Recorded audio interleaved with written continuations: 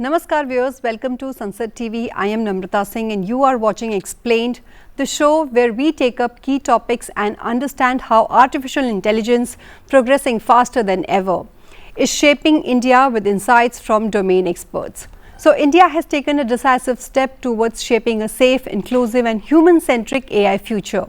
The Government of India's AI Governance Guidelines 2025 mark a bold leap, placing innovation, accountability and trust at the very core of our AI ecosystem. At a time when the world is debating over the risks and rewards of the artificial intelligence, India has chosen a path rooted in clarity, balance and cultural grounding. This policy sees AI not just as something to regulate, but as an opportunity to empower citizens, businesses and innovators without slowing down innovation. This is not just another policy. It is a statement of intent that India will lead in building AI that is safe, fair and human-centric. The guidelines were formally unveiled by Professor Ajay Sood, Principal Scientific Advisor to the Government of India, in the presence of senior leadership from the Ministry of Electronics and Information Technology, among others.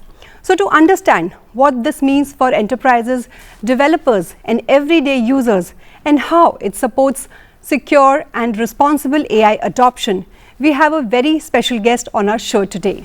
I am delighted to welcome Professor Ajay Sood, Principal Scientific Advisor to the Government of India, who plays a pivotal role in the India AI mission. He is also the chairperson of the Prime Minister's Science, Technology and Innovation Advisory Council. Professor Sood, thank you so much for joining us and welcome to Sansad TV, sir. Thank you very much. Sir, since you are the key figure in implementing the India AI mission and you're also played a key role in shaping India's national AI strategy and governance framework. And now these AI governance guidelines mark a big leap, placing innovation, accountability and trust at the very core of the AI ecosystem. Yes. So before we begin into the finer details of the guidelines, I'd like to understand from you India's overall approach to AI governance and at a strategic level, how do you see AI accelerating India's development, not just technologically, but on social and economic inclusion? Let me start by quoting our Honorable Prime Minister, what is said in AI Summit in Paris in 2025. And I think it's a very powerful statement. He said that AI is writing the code for humanity in this century. Right. Actually, it says that very clearly that this is a technology empowerment which will affect all sectors and all societies. Okay. So India is very well aware of the AI potential for socio-economic development which will be impacted by AI, and at the same time be aware of the possible risks. So you have to do this balance between the benefits of AI, how it will enable our society to go to the next level of development. At the same time, you cannot underestimate the risks, the misinformation, all the algorithmic biases, right, national security concerns. So this is something which our national AI governance framework looks at. Okay, absolutely. Balance needs to be maintained, and so you have always advocated for safe and trusted AI, which our Prime Minister also says. But in today's world, we are still debating on how much AI should be regulated, how much freedom it should be given to grow.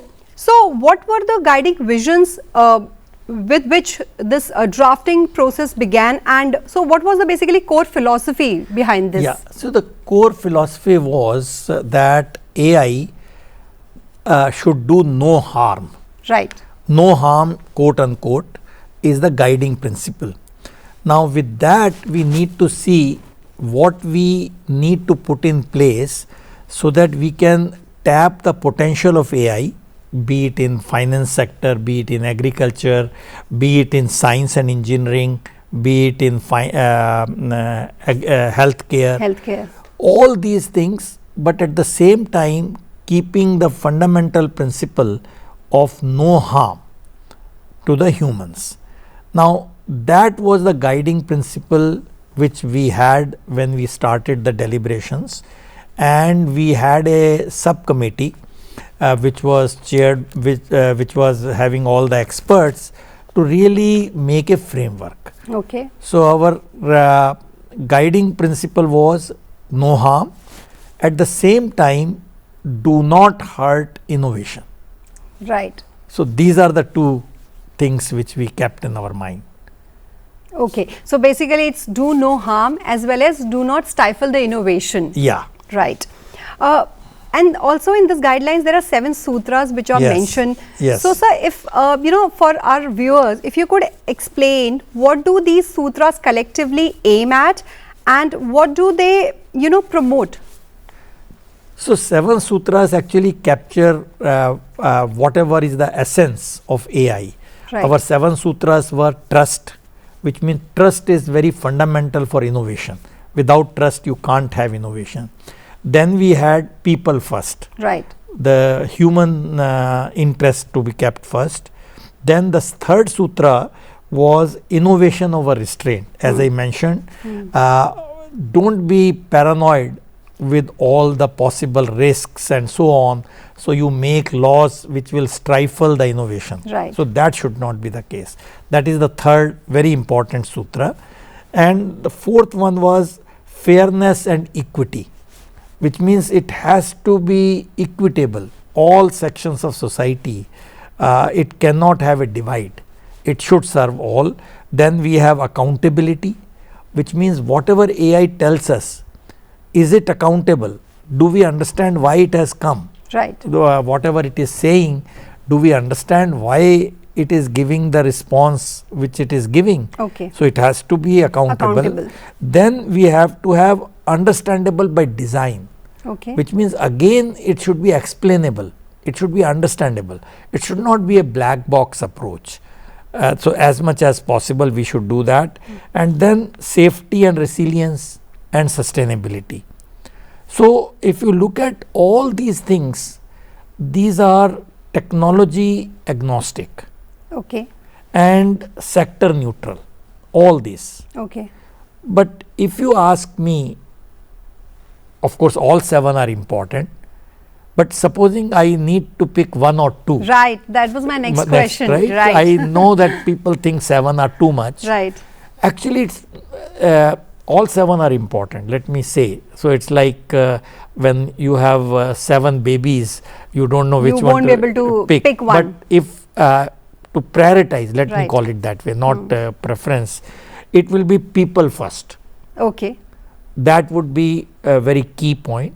And the second, as I mentioned earlier, innovation over restraint, which means India's commitment to innovation is paramount. Paramount. And we need to encourage our innovation ecosystem, science and technology people, all the sectors, to make sure that they can really tap the full potential of AI. So, and we will not have the hanging sword of control all the time.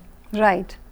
It will be used when it is necessary, only depending on what is the nature of the risk and in what is the sector in which it is there, because there are many sectors where risks are not equal. In agriculture sector, risk could be different than the health sector. So, we can't be having the same controls in all the sectors. So, every sectors will have a different sort of a control. It is not, I will not call control. Okay. It will be the governance guidelines. Okay. So, we are not calling it a regulation. Okay. We are calling it a governance framework where we say that, look, this is what we want to achieve in terms of serving a bigger goal for the society. But at the same time, you cannot wash your hands off from the risks which are many times unintentional, Right. but many times intentional also. So we have to take care of that. Absolutely. So basically these guidelines are governance guidelines, not regulatory guidelines. Not regulatory guidelines. That is very important to mention. Yeah. So that's something which we should say very, very clearly. So as you rightly said, these are guidelines. These are not regulation. So now we have to see how it is done in practice, because now it has been launched and there is a very good acceptance of what we have put out. Okay. Because this framework was not made in a day. Right. Actually, the draft guidelines were put on the website, Mighty website, and we invited the comments from public. And you will be happy to know that people reacted very positively to that, and we had almost like more than 1,000 comments on this. 600 to 1,000 depending on how, whether you can club them together. And then we had a subcommittee which looked at all of this, and we have put a framework where we have said, okay, if this thing is there, there is already something else happening by another guidelines, and so on. So it's not that this is the answer for every question you will have, but it will guide you to know what can be done and what is our thinking process, government's thinking. Okay. So sir, since you mentioned about the risks, so you know, this document also acknowledges AI's massive benefits but also risks, like from deep fakes to misinformation to algorithm bias and national security, as you already mentioned. So what was the toughest trade-off you know, during drafting of these guidelines? Protecting citizens from the risks or ensuring innovation isn't restricted? Yeah, so again, as I mentioned, see, what you need to see, you have to assess what is the risk we are talking about. There are genuine risks and there are imaginary risks. Right. Thinking this could happen and so on. They are not wrong, but we have to be aware what is really happening, what risk we are talking about. So what we were very conscious that we should not over constrain the process, because otherwise the innovation will get killed. Right. Right now we have enormous potential of AI in all sectors, as I mentioned. Now if you over regulate, we will kill it. Now we were conscious of that, and we were at the same time are also aware there are national security concerns, because AI in cyber security is a big thing, and cyber security for AI is also a big thing. Absolutely. So this is a two-way thing, AI for cyber security and cyber security for AI. All this has to be kept in mind, but without getting overwhelmed by the possible harm AI can do. So I will just again say, do not be overwhelmed with it, but at the same time don't be complacent about it. Definitely, don't be complacent about this. Yeah. Sir, also since you mentioned that you had taken suggestions, the committee had taken suggestions, multiple suggestions from public as well, multiple stakeholders. I'm sure you must have studied several global AI frameworks before arriving to the final draft. So what were the most valuable lessons you learned from these global you know, models, which were you know, which were to be implemented in India, and what you thought that we won't be you know, able to implement in India? Yeah, actually if you look at the document, we have listed 13 countries' documents. So this subcommittee and the drafting committee looked at all those documents which are in public domain, which includes from EU, which includes from USA, Australia, Brazil, South Africa, Israel, all these documents which are in public domain. This subcommittee had a very, very thorough and detailed understanding of that. Okay. So we had seen that EU Act is on one side, which is quite prescriptive. Other side we had the very light-handed, if I can call, a US Act, which is more focusing on the you know, industry-led innovation, and the more light hand touch, light touch to that. What we have done is we have looked at all of this, and our approach has been in the middle ground. We have been aware of the possible risks, but at the same time we have not following control and command policy. Okay.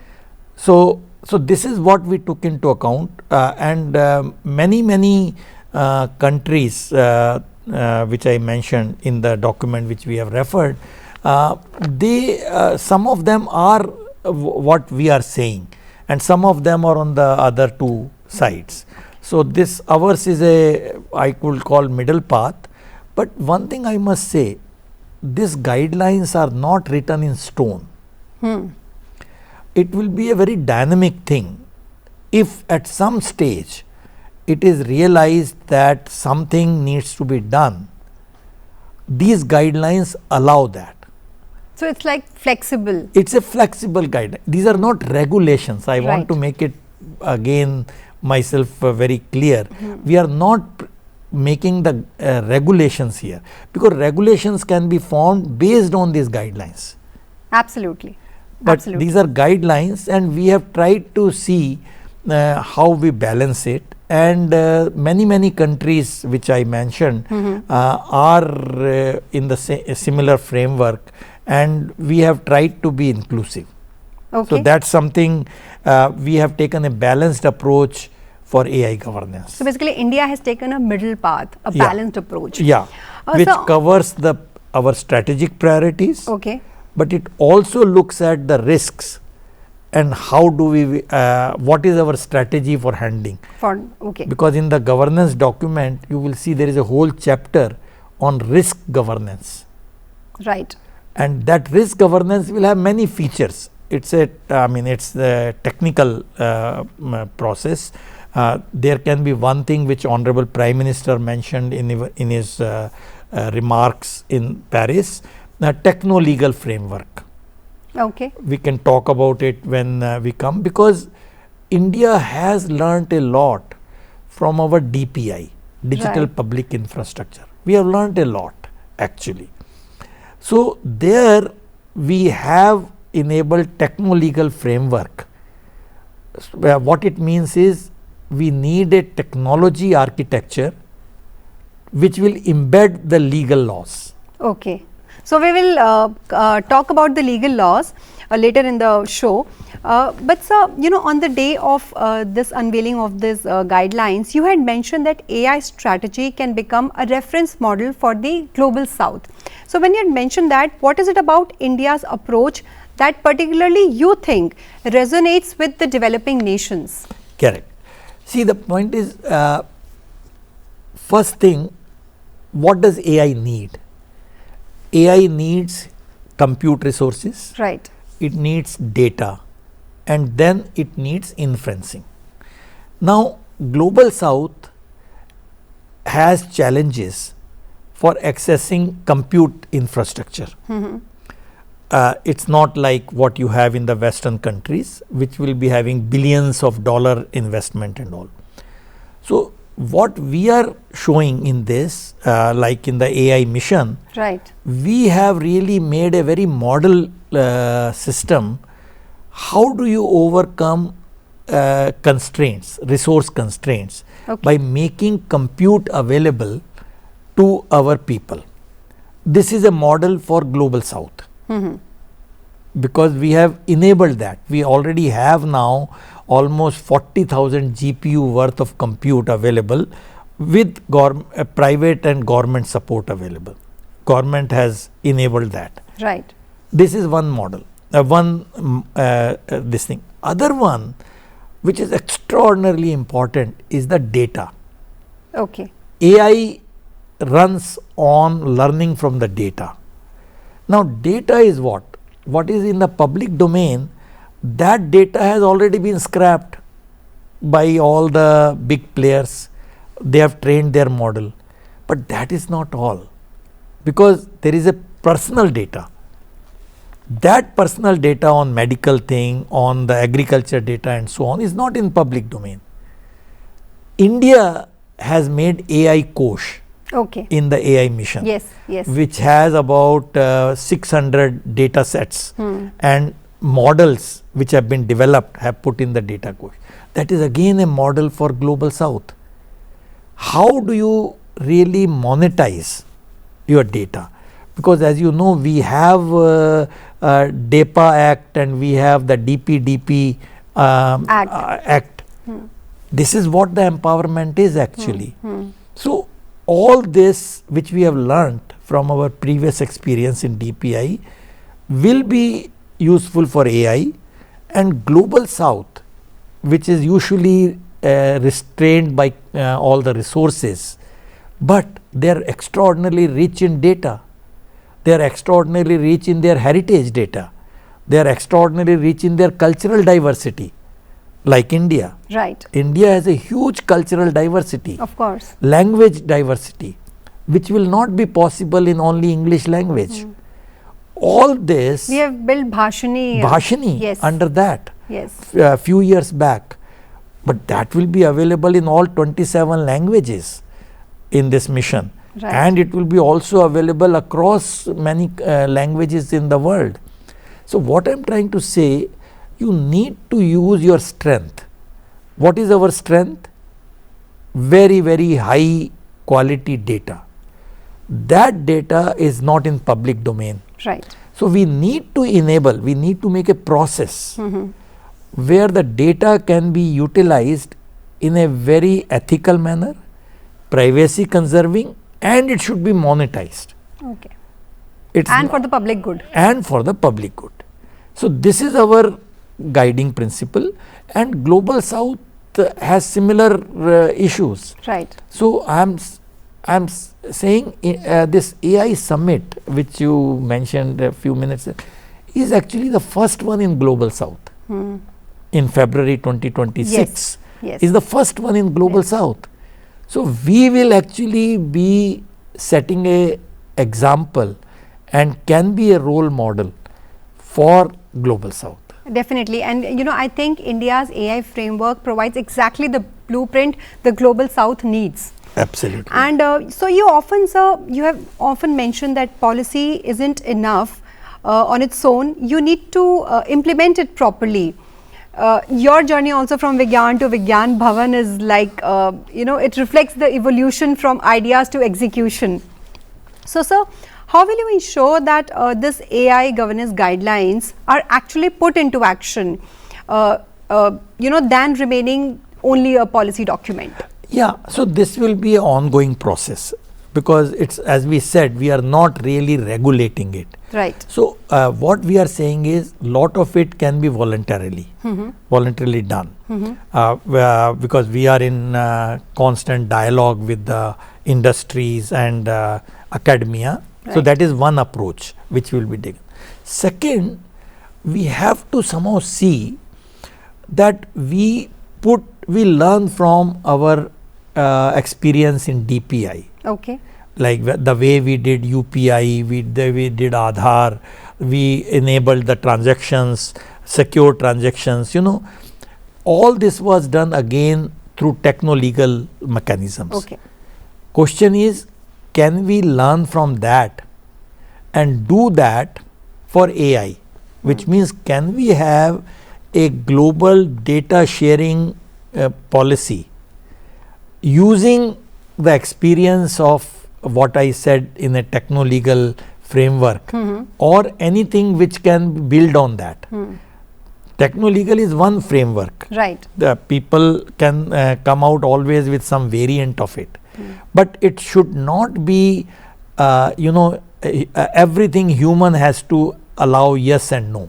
Okay. It cannot do. Oh, it's yes, not scalable. Of course. It's not scalable. Right. We need to find that, and it should be having all the right contracts and so on.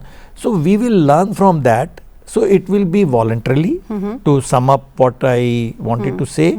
At the same time, we will bring in techno-legal framework to make sure that the legal rules or legal obligations are taken into technology right from the beginning, right from the developer, deployer and user. Okay. So, sir, do you think that a standalone AI legislation is inevitable in the future? We have debated on this actually. Okay. The committee has debated quite intensely on this when they made these guidelines, and the considered view is that right now we do not need. Okay. If you look at our governance policy, which I would like to show here, it is on the website, Right. our mighty website, our Office of PSA website and so on.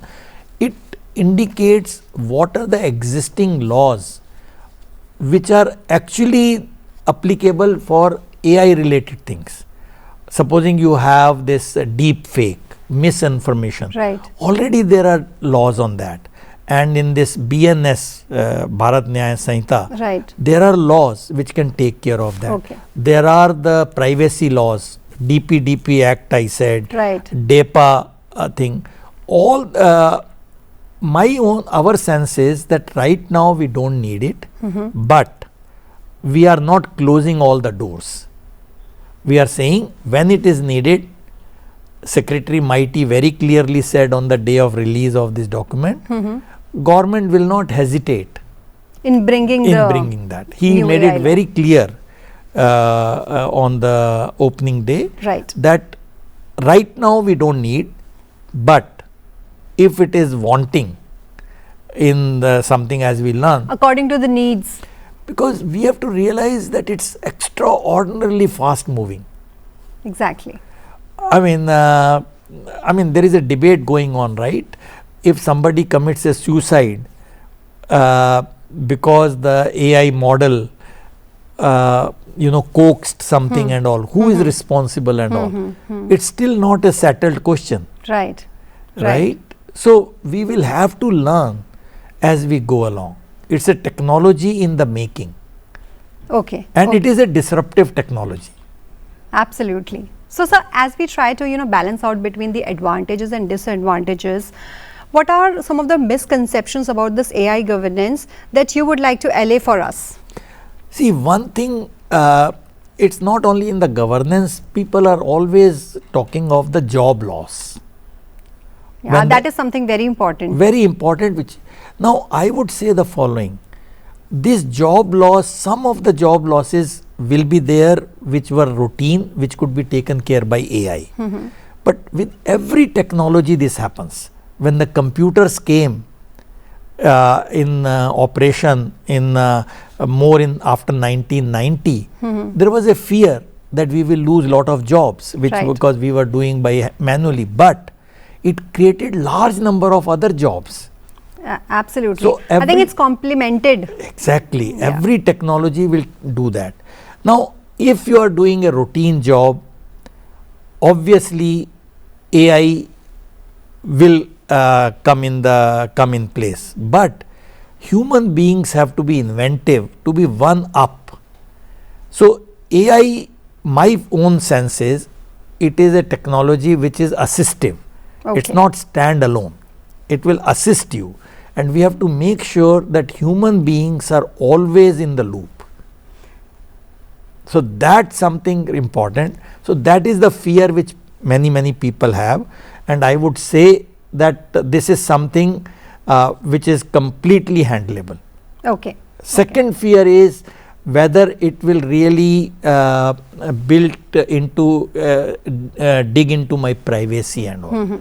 Now again, there you have to make sure what model it is, how the model has been trained, and that is why when we talk of biases, all these models which are there, they might have been trained on the data which is not, let's say, India centric, Right. our culture, our Sanskriti and so on.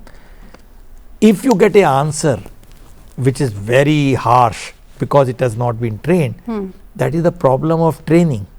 That is why we need our own LLM, sovereign LLM. Right. We need to make sure that India's ethos, cultural diversity, language diversity, food diversity, all that are taken into account. So that fear can be allayed in terms of biasing. So, sir, coming from you, it's a lot of assurance for the people. And so my last question is that when you look ahead, like maybe by 2030, what kind of AI world you want India to build? See, what I would like is it should be a very safe world. Okay. AI should be deployed in a very safe manner. It should not really be harmful to any community or any set of public.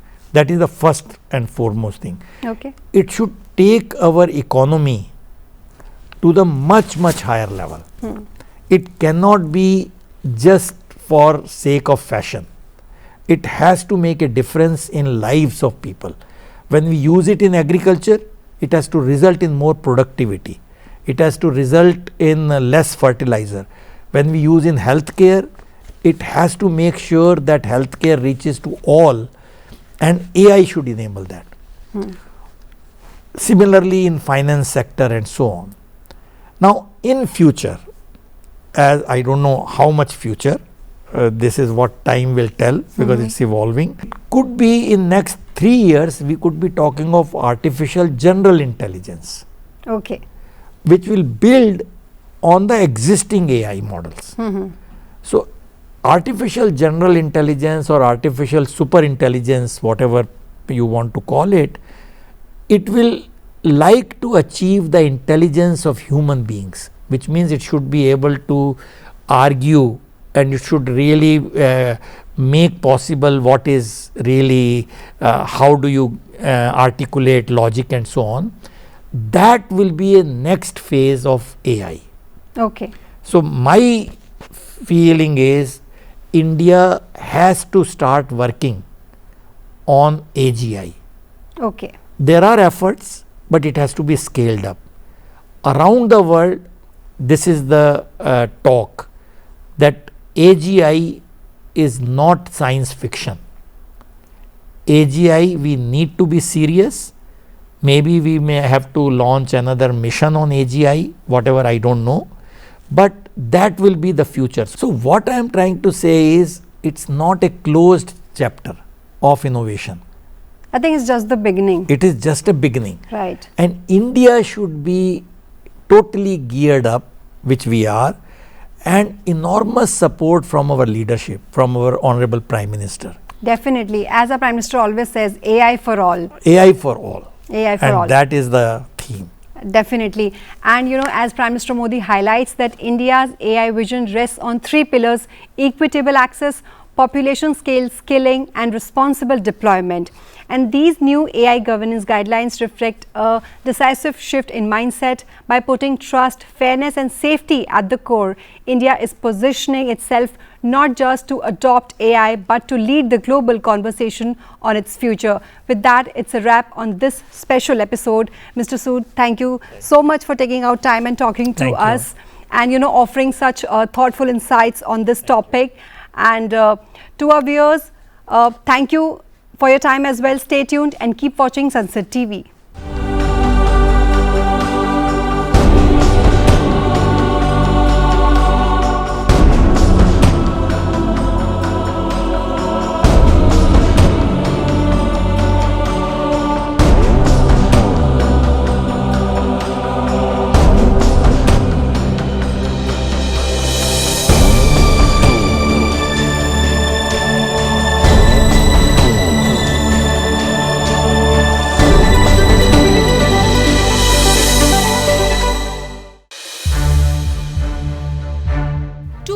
More programs of Sansad TV.